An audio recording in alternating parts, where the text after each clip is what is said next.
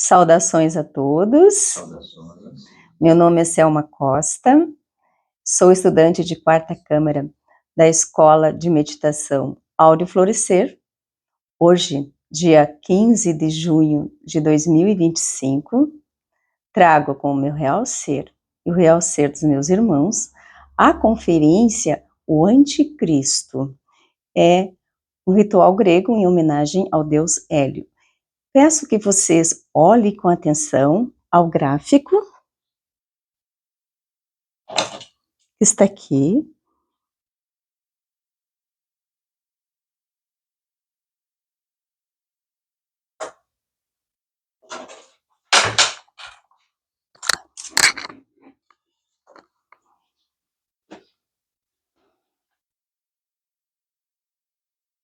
Vamos pensar que, ao observar o gráfico, o que vem à mente de todos nós?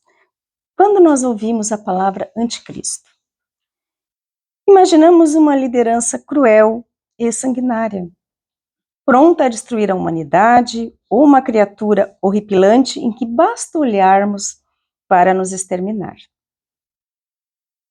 Essas definições são simbólicas. Sabemos que a mentira não existe. O que existe é a corrupção da verdade. Uma grande mentira nasce de uma pequena mudança na verdade. Nossos primeiros pais foram enganados quando a serpente manipulou a verdade, lançando a semente do engano. E assim tem sido ao longo da história. O que Cristo oferece ao ser humano, o anticristo também oferece, com pequenas variações. As ofertas vêm sempre aos pares. As semelhanças são grandes. As diferenças são fatais, tanto para o corpo como para o espírito. Nem sempre é fácil distinguir uma coisa da outra, principalmente em uma época de conceitos subjetivos e moral relativa. Geralmente, quando os valores se tornam vagos e o narcisismo rompe com qualquer princípio absoluto, nosso julgamento é reduzido aos interesses privados de um ego carente. Neste cenário, as ofertas do anticristo tornam-se mais atraentes. Para entender quem é o anticristo, é preciso compreendê-lo e onde ele habita em nós. Em nós. Assim como precisamos compreender quem é o Cristo e como encontrá-lo dentro de nós. Sim, em nós, não fora de nós. Pois ambos se encontram em nosso interior. Porém, ambos não podem coexistir no mesmo espaço. Segundo nosso mestre, venerável mestre Samael Aun Weor, o brilhante intelectualismo, como atividade manifesta do eu psicológico, é indubitavelmente o anticristo.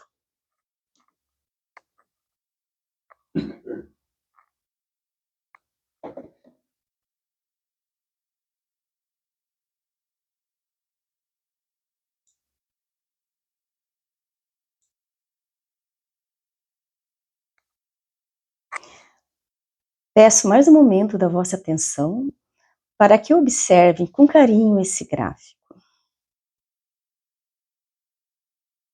Temos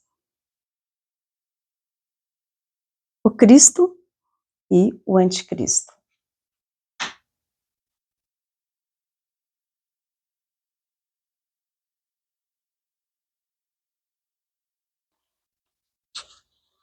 Aqueles que supõem que o anticristo é um personagem estranho, nascido em tal ou qual lugar da Terra, ou vindo deste ou daquele país, estão certamente completamente equivocados.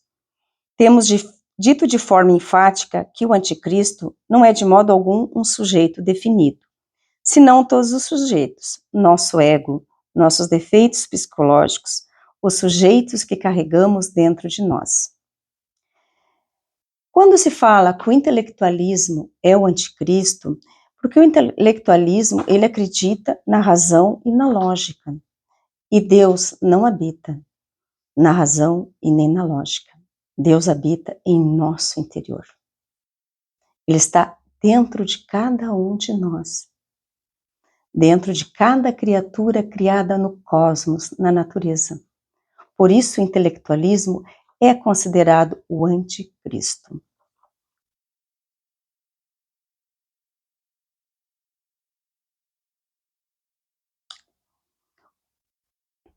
Obviamente, o anticristo radica no fundo de cada pessoa e se expressa de forma múltipla.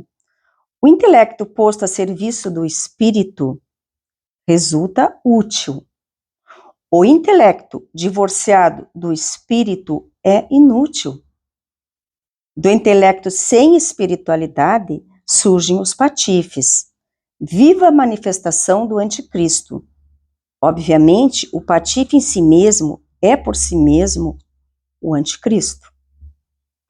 Infelizmente, o mundo atual, com todas as suas tragédias e misérias, está governada pelo anticristo. O estado caótico em que se encontra a humanidade atual, indubitavelmente, deve ser o anticristo. O eníquo de que falara Paulo de Tarso em suas epístolas é certamente um cru realismo destes tempos. O iníquo já veio e se manifesta por todas as partes. Certamente tem o dom da ubiquidade, ou seja, estar em todo lugar. Embora fundamental, o conhecimento não é suficiente.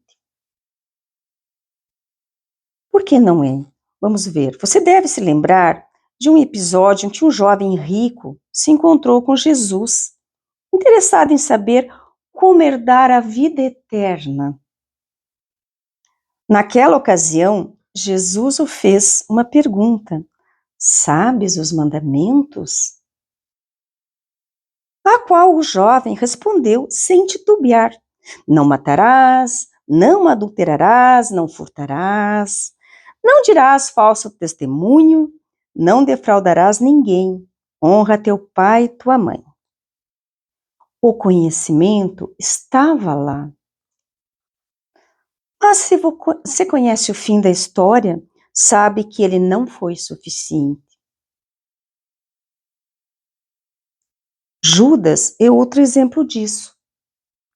Ele esteve entre as pessoas que possivelmente tiveram o maior número de informações sobre Jesus.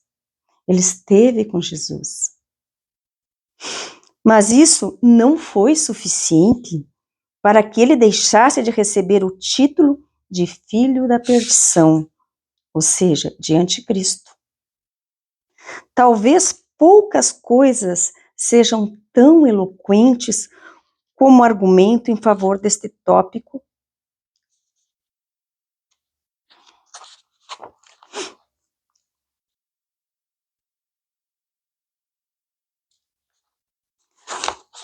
Quanto à nossa própria experiência pessoal. Se formos honestos, concordaremos que há muitas coisas que sabemos que deveríamos fazer, mas não fazemos, como, por exemplo, meditar, orar com maior frequência, realizar a morte em marcha, a nossa morte psicológica, praticar a sexualidade superior, o sacrifício pela humanidade, usar o verbo com consciência, contribuir, perdoar. Da mesma forma que há tantas outras que sabemos que não deveríamos fazer, mas ainda assim fazemos, como mentir, maldizer, vingar, cobiçar, roubar, entre outras. Nossa própria experiência ensina que, embora fundamental, o conhecimento não é tudo o que necessitamos para o crescimento espiritual. Para que o conhecimento contribua com o nosso crescimento espiritual, ele precisa ser um conhecimento com consciência, sujeito ao Criador. É o conhecimento que implica o nosso crescimento espiritual, e não é qualquer conhecimento, mas aquele que provém do nosso interior, do nosso real ser, e promove o nosso crescimento espiritual por meio da disciplina, humildade e obediência. O anticristo odeia mortalmente as virtudes da fé, paciência e humildade. Tomai-vos, pois, praticantes da palavra e não somente ouvintes, enganando-vos a vós mesmos, porque se alguém é ouvinte da palavra e não praticante, assemelha-se ao homem que contempla num espelho o seu rosto natural, pois a si mesmo se contempla e se retira, e para logo se esquece de como era a sua aparência. Mas aquele que considera atentamente na lei perfeita, lei da liberdade, e nela persevera, não sendo ouvinte negligente, mas operoso praticante, esse será bem-aventurado no que realizar. Tiago.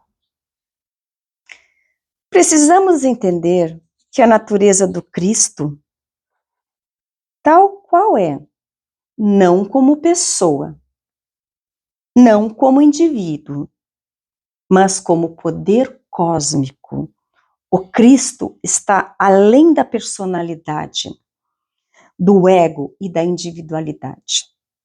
Cristo, em esoterismo autêntico, é o Logos solar, o demiurgo criador.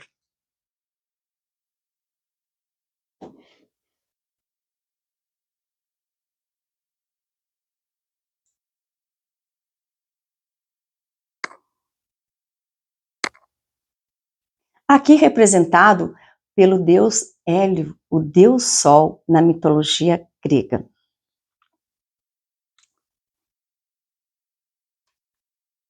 Observem o gráfico, o deus Sol.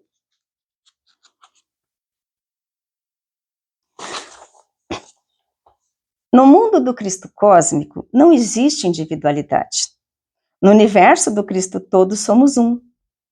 Por isso se diz que Cristo é a unidade múltipla, a voz, o verbo.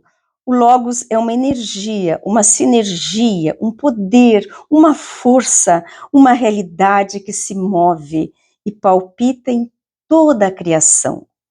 Subjaz em cada átomo, em cada elétron, em cada próton, e que pode encarnar e se expressar através de qualquer homem, devidamente preparado para tal, pelas iniciações.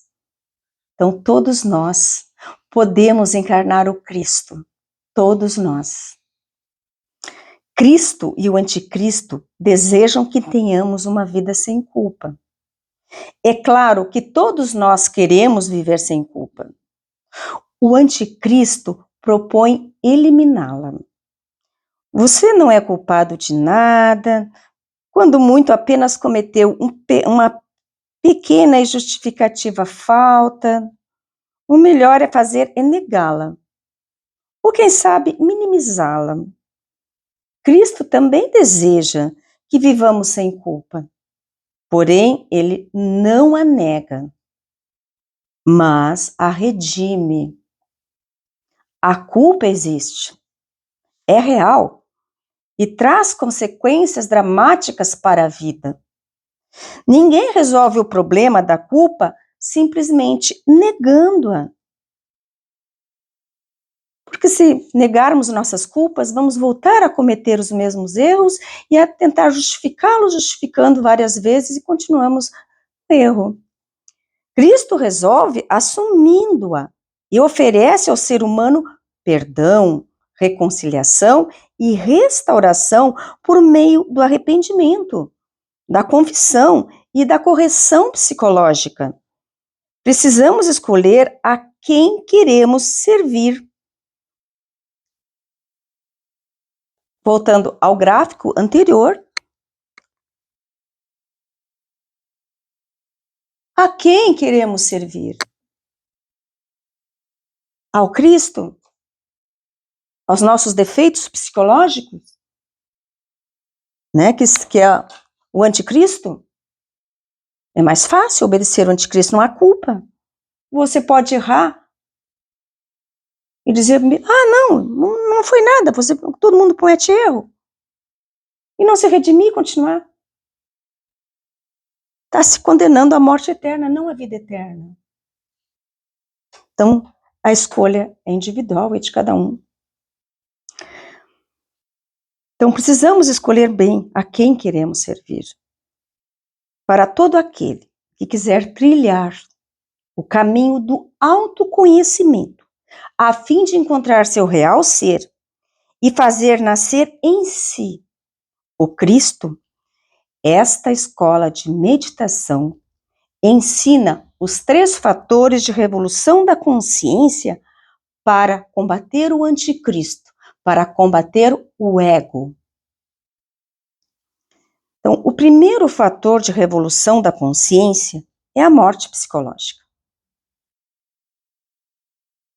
Há um caminho a ser percorrido por todo aquele que busca um encontro verdadeiro com seu Cristo interior e eliminar o anticristo em si, através da prática da meditação profunda. Então,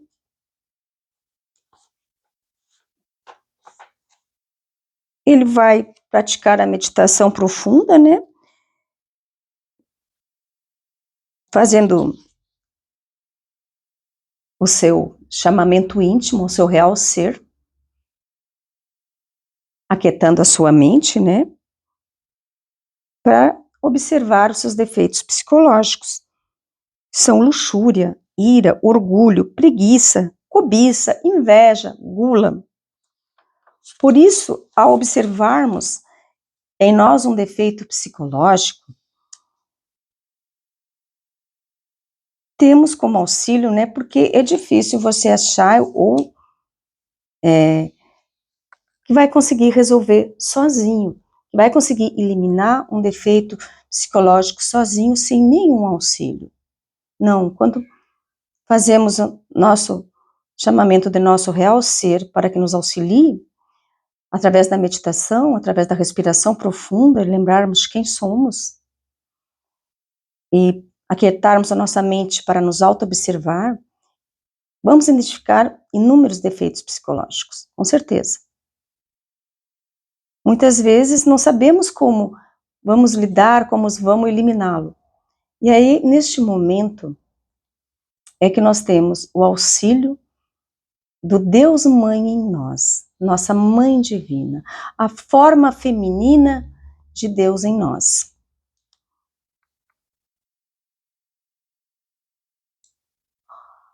Observem o gráfico com carinho. A maioria de vocês conhece essa imagem da mãe. Aqui representada pela mãe de Jesus, Maria. Observem o gráfico de Maria, com os braços estendidos, acolhendo seus filhos. Assim como abriu os braços para acolher Jesus, seu filho, logo que saiu do sacrifício pela humanidade que foi da cruz. Observem. Quando fazemos o trabalho da morte psicológica em nós e a chamamos, ela vem para nos acolher. Ela vem em nosso socorro, mas precisamos chamá-la. E precisamos fazer a petição, né? Pedir com humildade, pedir com carinho, com convicção de ser atendido, porque nós sempre seremos atendidos pela Mãe Divina. Então, neste momento de identificar o defeito e pedir para eliminar, nós pedimos: Mãe divina, queime este defeito. Mãe divina, queime este defeito. Mãe divina, queime este defeito. Devemos pedir quantas vezes forem necessários, pois sabemos que a mãe não dorme, ela é incansável. Quantas vezes o filho precisar, a mãe estará lá com os braços abertos para acolher e atender o pedido dele.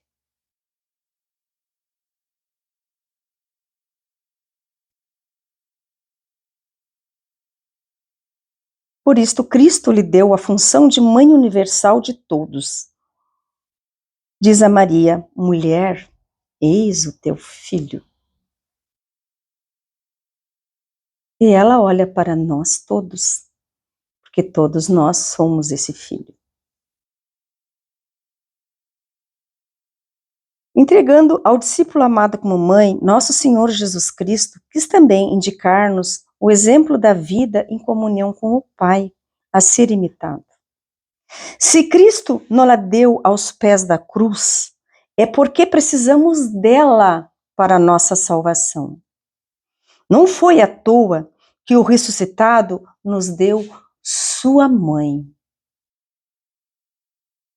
que habita em nosso interior para nos auxiliar, para nos socorrer, no momento que observarmos um defeito psicológico, no momento que observarmos o anticristo agindo em nós. Porque o Cristo nasce pela mãe. O anticristo não.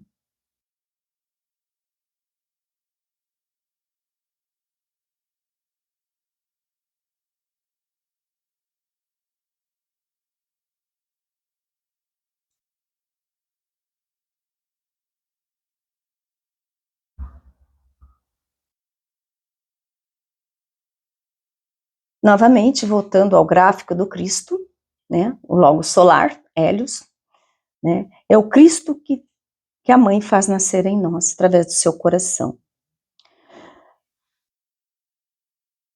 O segundo fator de revolução da consciência é a sexualidade superior. O sexo é sagrado em essência.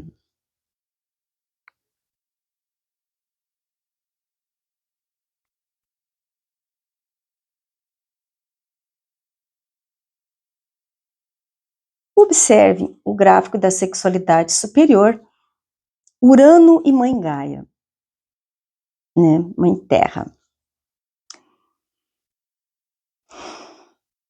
Malignos são a luxúria e a fornicação, os quais são infelizes desvios da função sexual natural e original. Se o sexo fosse maligno, não existiria na natureza como meio de perpetuação da vida. A união criadora existe entre as plantas, entre os animais, entre as galáxias e entre as estrelas. Os rios penetram outros rios que no final penetram o oceano. O céu fecunda a terra através da chuva. Os raios penetram a atmosfera e o solo. Tudo isso é sexo, como parte da natureza e da criação. A sexualidade humana é indissociável do sentido tato. Nela intervêm também os demais sentidos. Há duas formas de sentirmos uma pessoa. Uma é a forma animal e a outra é a forma avançada, a forma espiritual. A sexualidade animal é aquela que objetiva o orgasmo físico. Tal modalidade de sexo teve sua função no passado, quando éramos somente animais. Hoje somos em parte animais e semi-humanos, necessitando de uma sexualidade espiritual para nos humanizarmos completamente. Nós não somos humanos ainda, embora acreditemos que sejamos, não somos.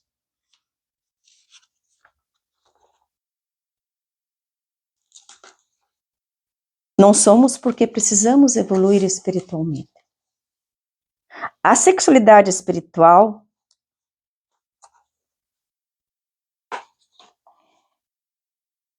é principalmente o estado interior, isto é, as emoções e pensamentos, e a animal são as emoções e pensamentos que acompanham o ato. Há uma forma de sexualidade completamente pura, elevada, na qual inexiste qualquer ansiedade orgásmica presa ao conflito, que é a suprassexualidade. É marcada pelo relaxamento, concentração e meditação.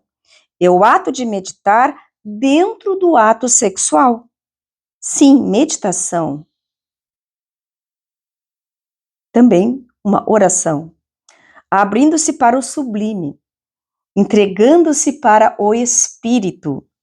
A suprassexualidade é o sexo inocente, mas não ingênuo, puro e livre de qualquer mácula, de qualquer defeito. Não tem nada a ver com passionalismos amorosos e românticos, tipicamente femininos, e nem tampouco com a brutalidade da luxúria, tipicamente masculina. É algo incompreensível para quem vive nos domínios do ego, ou seja, nos domínios do anticristo. Dessa forma, a sexualidade superior ou suprassexualidade consiste no ato sexual entre esposo e esposa, sem a expulsão do sêmen. O objetivo é a transmutação sexual, cuja finalidade não está centrada no orgasmo, mas sim na transmutação das energias entre homem e mulher. Portanto, esta prática exalta o sexo. A energia sexual é, sem dúvida alguma, a energia mais sutil e poderosa produzida e conduzida através do organismo humano. Tudo que o homem é, inclusive nas esferas do pensamento, sentimento e vontade, é o resultado exato das diferentes modificações da energia sexual. O sexo é a função criadora, mediante a qual o ser humano é um verdadeiro Deus. Toda atitude mental negativa em relação ao sexo produz infiltrações dessa poderosa energia em outras funções, provocando grande catástrofe, cujo resultado fatal é a infrassexualidade. Que refere a isso? O que é infrassexualidade? É o derramamento do sêmen, é a falta de respeito para com o sexo oposto, tanto para com o homem quanto para a mulher, é o desejo, né, é usar a sexualidade, escravizá-la aos domínios do ego, aos desejos. São chamados de parafilias, compulsões, fixações, perversões, fetiches, fantasias e os demais desvios com relação ao sexo, porque está adoecido, está sendo escravizado e usado pelo ego, né, que é o anticristo em nós.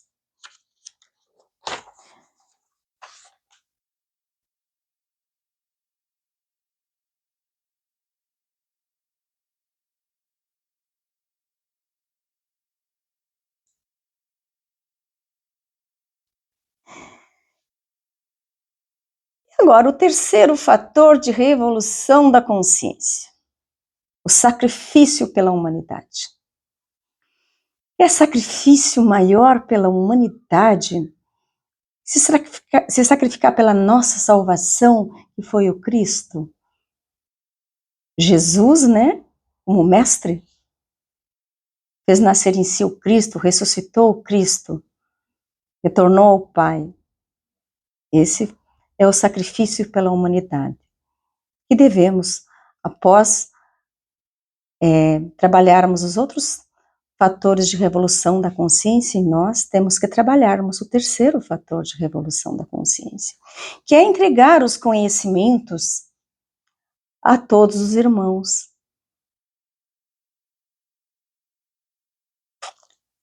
Compartilhar com os demais o conhecimento divino do real ser, em prol de uma humanidade santificada e iluminada pela consciência cósmica do Criador.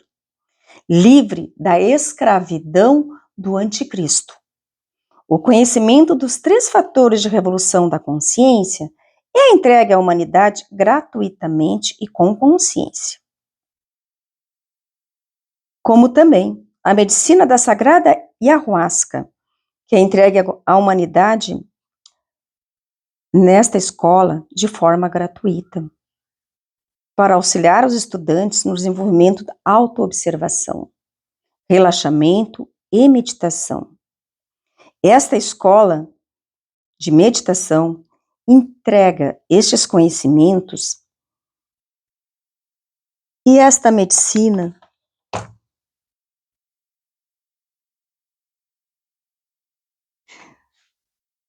esta é a medicina da sagrada ayahuasca, que vem em grande auxílio nas nossas meditações, para nos concentrarmos e trabalharmos em nós o nosso autoconhecimento em busca sempre de nosso real ser.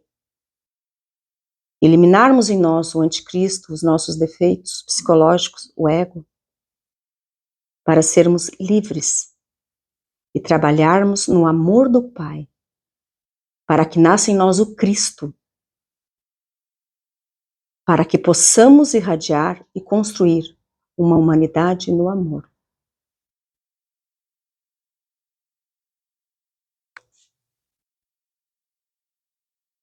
Este também é um convite para todos vocês que estão assistindo, que queiram participar destes ensinamentos, que queiram frequentar a Escola Templo, Áureo Florescer.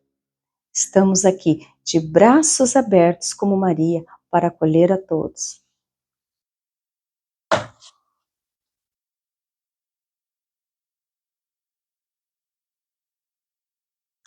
Antes de encerrar, gostaria de deixar como uma atividade para vocês a recordação íntima do ser. Como se recordar de quem somos? Através da respiração profunda. Fechem os olhos, num lugar tranquilo, sem barulho, sem ruído. Fechem os olhos por um instante. Respirem profundamente. Sintam o ar, o sopro da criação divina, enchendo os seus pulmões de vida. E expirem.